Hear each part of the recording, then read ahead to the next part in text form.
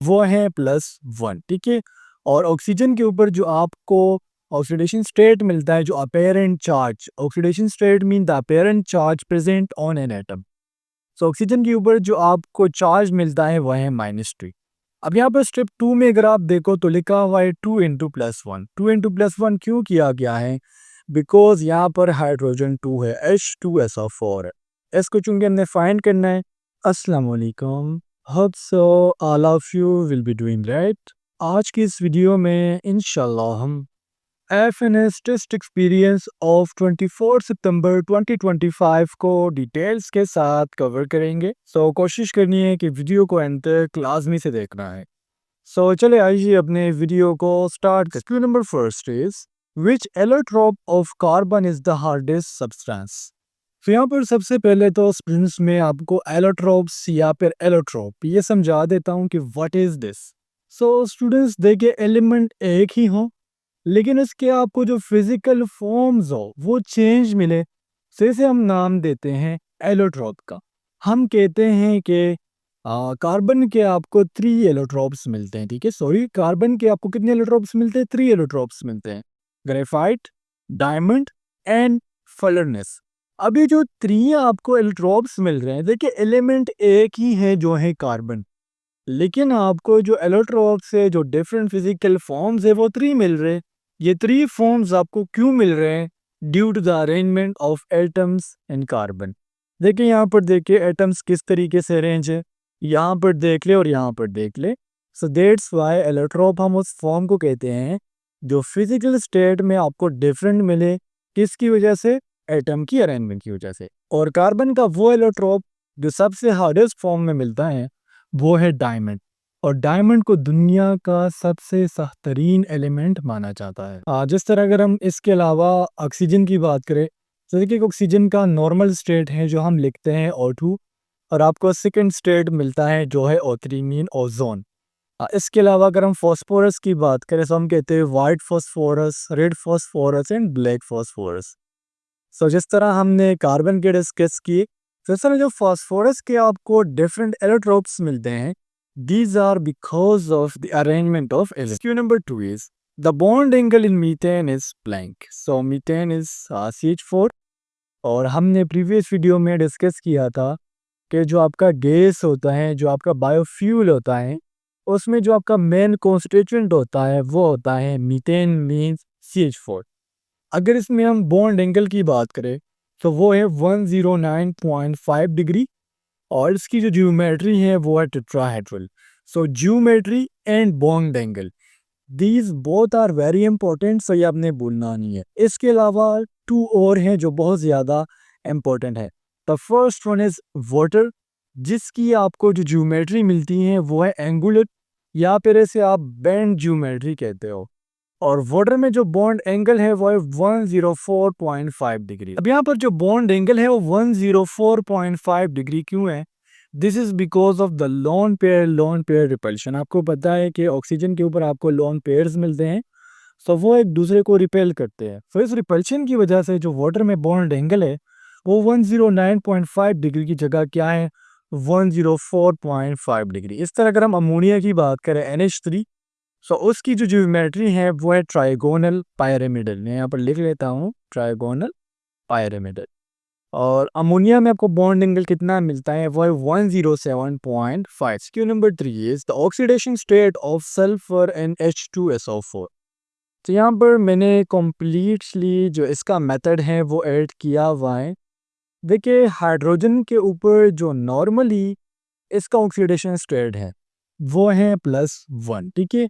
और ऑक्सीजन के ऊपर जो आपको ऑक्सीडेशन स्टेट मिलता है, जो apparent charge, oxidation state mean the apparent charge present on an atom.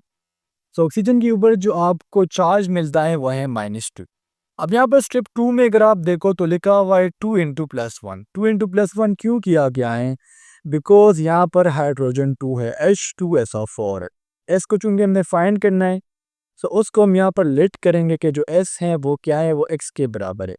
अगर हम ऑक्सीजन की बात करें तो ऑक्सीजन को -2 के साथ 4 टाइम्स मल्टीप्लाई किया हुआ है, and the reason is that कि यहाँ पर ऑक्सीजन आपको 4 मिलते हैं। सो हाइड्रोजन हो गया +2 एंड ऑक्सीजन इज -8। सो जिस तरह मैंने आपको पहले बताया था, सल्फर की जगह यहाँ पर आप x भी लिख सकते हो। सो अगर आप x लिखोगे तो ये हो जाएगा +2, और यहाँ पर हम लिखेंगे +x बिकॉज हमने x को अहस किया है, सपोज किया है।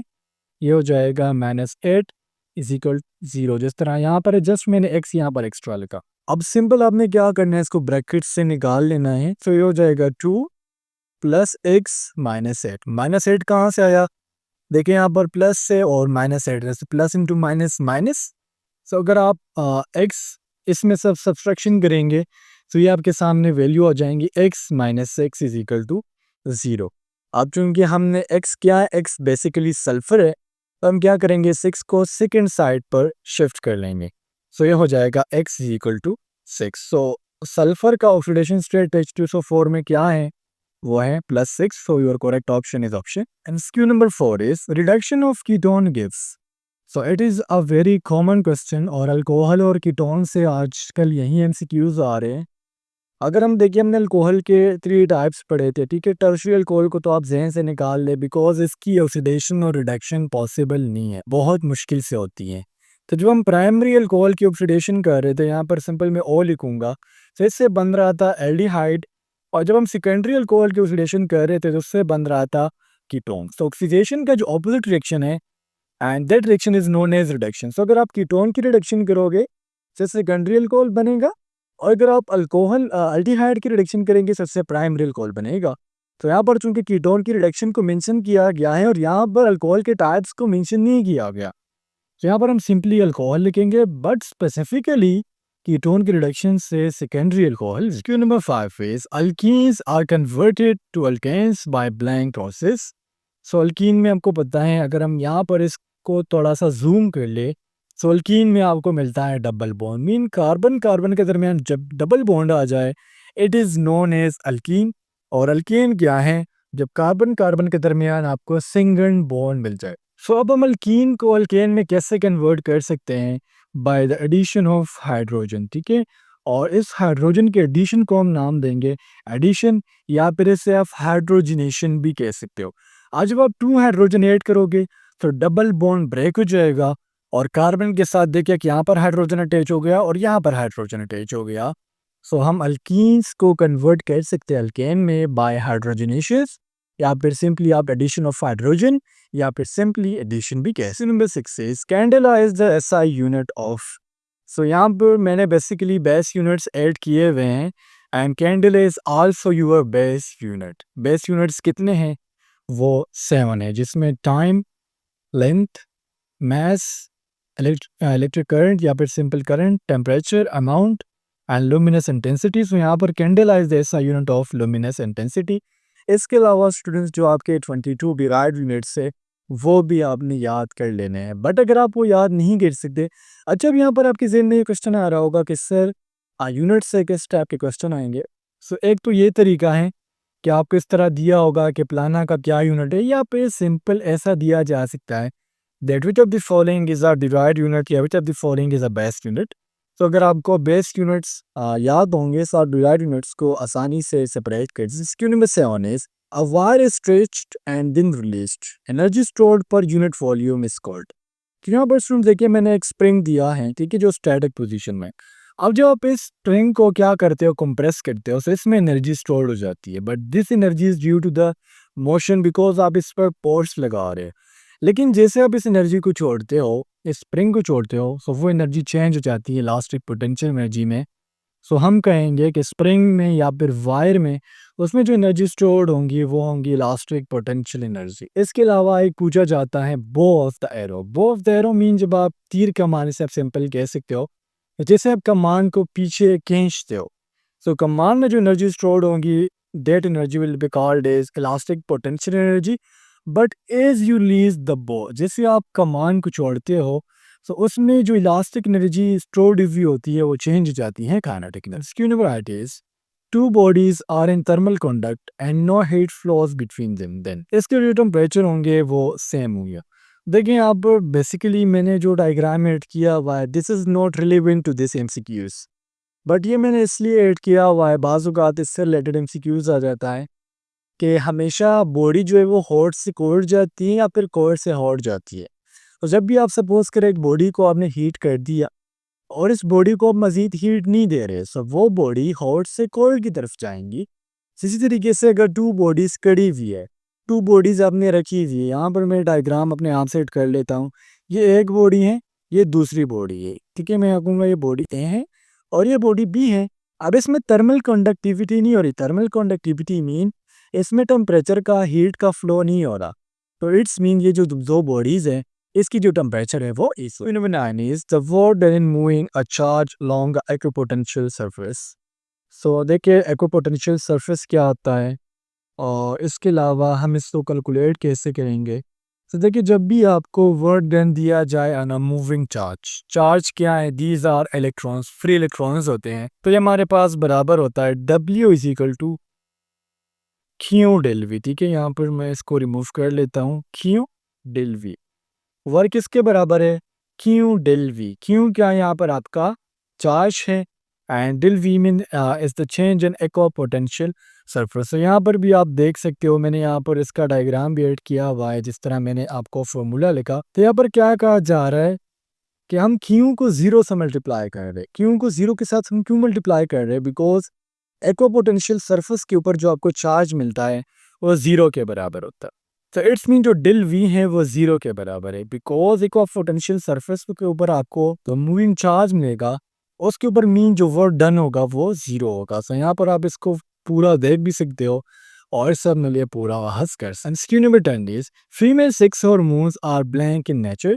So female sex hormones collectively आपको टू मिलते हैं, estrogen and progesterone. Estrogen and progesterone क्या करते हैं, एस्ट्रोजन और progesterone these are very important hormone and females and progesterone specifically need for the maintenance of pregnancy. अगर किसी फीमेल में प्रेगनेंसी को मेंटेन करना है तो वहाँ पर प्रोजेस्टेरोन का होना बहुत ज़्यादा ज़रूरी है। प्रोजेस्टेरोन डिफरेंट जगहों से रिलीज होता है। The first one is your placenta, placenta से भी प्रोजेस्टेरोन रिलीज होता है। सेकंडली यहाँ पर आप देख सकते हो ये आपकी ओवरी है। सो जब ओवरी से ओवम रिलीज हो जाए, एग रिलीज हो जाए, सो जो स्ट्रक्चर होता है ये चेंज हो जाता है कार्पस ल्यूटियम में। और कार्पस ल्यूटियम क्या करता है, ये प्रोजेस्टेरोन को सिक्रीट आउट करता है। एस्ट्रोजन का काम क्या है, वो सेकेंडरी फीमेल कैरेक्टर्स को बिल्डअप करता है। जिस तरह फीमेल्स में ब्रेस्ट का एनलार्जमेंट होना, it is the female sex characters and these both hormones are steroid hormones. Steroid hormones क्यों ऐसा हम स्टेरॉयड डेरिवेटिव्स कहते हैं। जब आप इसके स्ट्रक्चर को देखोगे तो इसमें आपको रिंग्स मिलते हैं, बेसिकली जो स्टेरॉयडल रिंग्स होते हैं बेंजीन की तरह। ये आपको स्क्यू number 12 is during pregnancy which hormone is tested in urine for detection. So जो भी फीमेल प्रेग्नेंट होती हैं सब वो एक टेस्ट करती है with the help of a pregnancy strip. अब हम नॉर्मली जब भी आप किसी गायनेकोलॉजिस्ट के पास जाती है या फिर अगर आपकी कोई ऐसी दोस्त है वो हु इज़ प्रेग्नेंट, तो आप उससे पूछ सकती हैं, वो आपको कहेंगी कि मैंने एक टेस्ट किया था प्रेगनेंसी स्ट्रिप के थ्रू। अब प्रेगनेंसी स्ट्रिप में ऐसा क्या कमाल है या फिर फीमेल की यूराइन में ऐसा क्या कमाल है कि प्रेगनेंसी स्ट्रिप से इन्हें पता लग रहा है। सो स्टूडेंट्स जब फीमेल और मेल सेक्स करते हैं और मेल के जो स्पर्म्स होते हैं वो एक के साथ जाके फ्यूज हो जाते हैं, सो वो बनाते हैं जाइगोट। जब जाइगोट बन जाए सो फीमेल की यूरिन में या फिर यूराइन में एक हार्मोन मिलता है which is called as HCG। HCG means human chorionic gonadotropin. ये एक हार्मोन है। जब फीमेल में प्रेगनेंसी हो जाती है, फीमेल प्रेगनेंसी अचीव कर जाती है, तो ये हार्मोन प्रेगनेंसी प्लेसेंटा से रिलीज होता है। और ये हार्मोन तब रिलीज होगा जब फीमेल के प्रेगनेंसी को 10 डेज हो जाए। मैक्सिमम साइंटिस्ट कहते हैं कि 8 से लेकर 10 डेज। सो जब फीमेल यूराइन बॉटल में यूरिन करती है उसके अंदर ये जो स्ट्रिप होता है बेसिकली ये स्ट्रिप रखते हैं। ठीक है, ये स्ट्रिप नहीं होता, वो सिंपल सा बना होता है कागज से। सो जब वो स्ट्रिप बनता है तो अगर एक लाइन आ जाए, एक लाइन आ गया, सो इट्स मीन ये फीमेल प्रेग्नेंट नहीं है। क्यों प्रेग्नेंट नहीं है, तो वहाँ पर हार्मोन ज़्यादा HCG हार्मोन जो है बिल्कुल प्रेजेंट नहीं होता। और अगर आपको पिंक स्ट्रिप भी मिल जाए और ब्लू स्ट्रिप भी मिल जाए, यानी वो जो यूरिन है वो 2 लाइंस क्रॉस कर जाए, तो हम कहते हैं कि जो फीमेल है ये प्रेग्नेंट है। ये हमें पता कैसे लगेगा, से ये बनता है HCG हार्मोन से हमें पता। Q number 12 is which part of human sperms enter the egg during fertilisation. देखिए स्टूडेंट्स, फीमेल और मेल सेक्स कर लेते हैं, मेल के जो सेक्स हार्मोन्स होते हैं वो रिलीज हो जाते हैं मीन स्पर्म्स इनटू फीमेल। ठीक है, सो एक होता है वो आता है टुवर्ड्स द फलोपियन ट्यूब। अब स्पर्म आएगा। देखिए स्पर्म के हमने 3 मेन पार्ट्स पढ़े थे। जो फर्स्ट पार्ट होता है वो होता है हेड, देन आपको मिलता है नेक और लास्ट में आपको मिलती है टेल। टेल के पास होता है फ्लैजेला जो ये यूज़ करती है मूवमेंट के लिए। अब जो मेन चीज़ है वो यहाँ पर इसके हेड में होता है।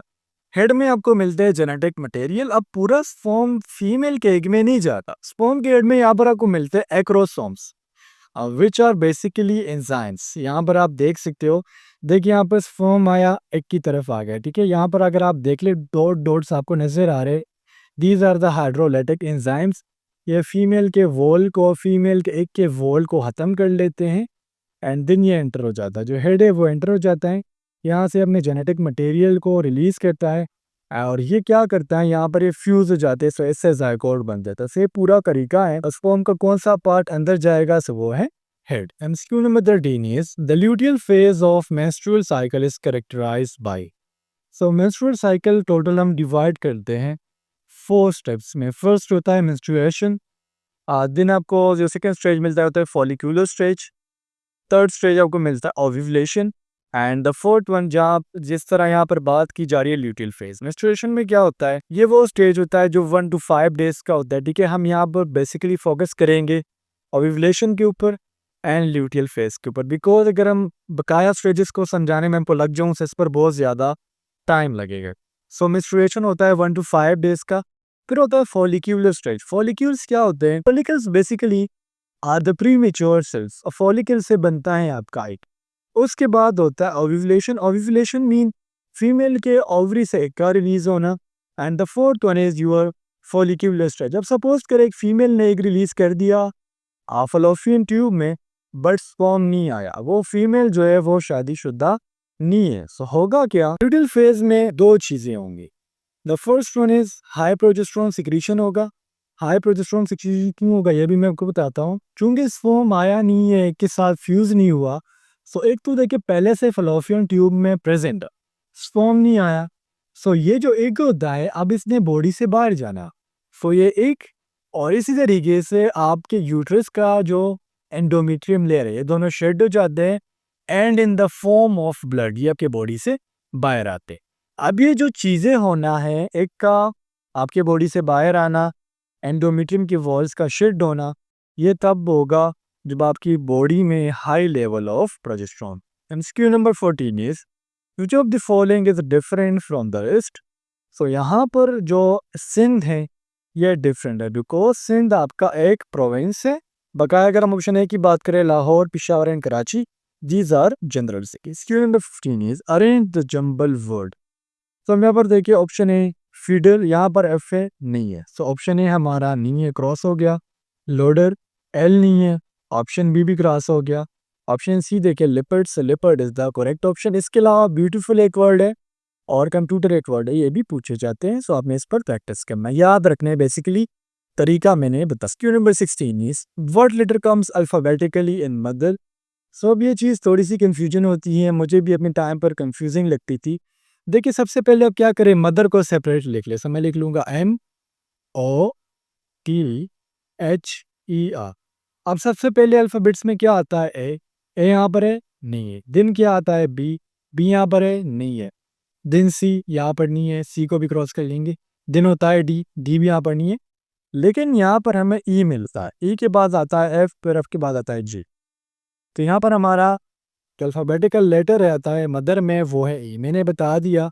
अगर यहाँ पर हमें दिया जाता पाकिस्तान और हमसे पूछा जाता कि पाकिस्तान में अल्फ़ाबेटिकल लेटर कौन सा आता है, तो फिर वो है ए होता, because A is the first 17 is 80% of 90। So MCQs bar bar repeat हो रहा है।